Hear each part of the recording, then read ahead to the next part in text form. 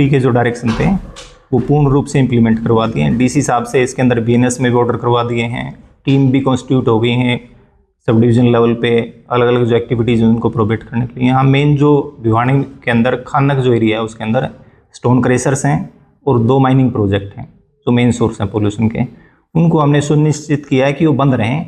उसके लिए हमने डीएसबीएन से जो इलेक्ट्रिक सप्लाई है वो सिंगल फेज में करवा दी है। कोई भी क्रेशर यूनिट ऑपरेट होने के लिए 3 फेज में इलेक्ट्रिसिटी की रिक्वायरमेंट होती है, तो सभी क्रेशरों की जो लाइट है वो खाली सिंगल फेज में है, सो दैट कि वो कोई प्लांटेशन में पानी करना है, कोई सेफ्टी सिक्योरिटी के लिए किसी का कोई किचन चल रहा है, कोई वहाँ पे सिक्योरिटी गार्ड रहता है।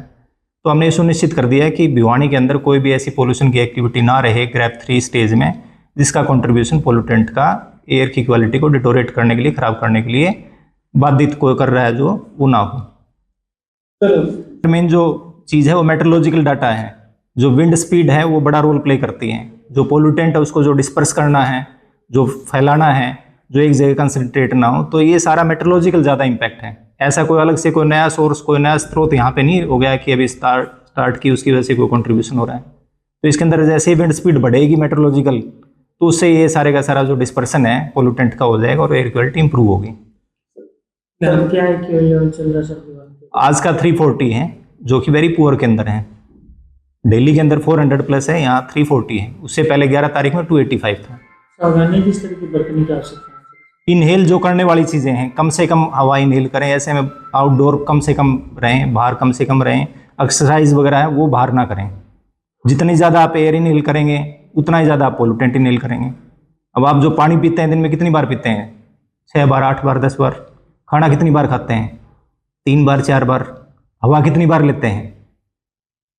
More than thousands time. तो हमने ये कोशिश करनी कि जो हवा है वो हम जितनी लें वो साफ लें। आउटडोर निकलेंगे तो आउटडोर जो पोल्यूटेंट है वो ज़्यादा है, तो उसको हमने अवॉइड करना है, प्रोवाइड करना है। बाहर निकलना किस तरह की सावधानी के साथ मास्क वगैरह यूज़ करें और कम से कम एक्सपोजर रखें बाहर का। सर ग्रेप 3 में किस तरह की जो लिमिटेशंस? ग्रेप 3 के अंदर जो आप रिस्ट्रिक्शंस के बारे में पूछ रहे हैं ना, इसके अंदर जो रिस्ट्रिक्शंस हैं वो अलग अलग डिपार्टमेंट के लिए, अलग अलग एक्टिविटीज़ के लिए। मेन है इसमें कंस्ट्रक्शन जो डिमोलेशन एक्टिविटीज़ हैं, उसके अंदर कुछ जो पब्लिक इंटरेस्ट के जो प्रोजेक्ट्स हैं जैसे मेट्रो है, रेलवे है, और कोई एसटीपी का काम है, कोई वाटर वर्क्स का काम है, उनको छोड़ के, या लीनियर प्रोजेक्ट्स जो पब्लिक हैं उनको छोड़ के बाकी जो एक्टिविटीज़ हैं वो हमने बंद करवा दी हैं।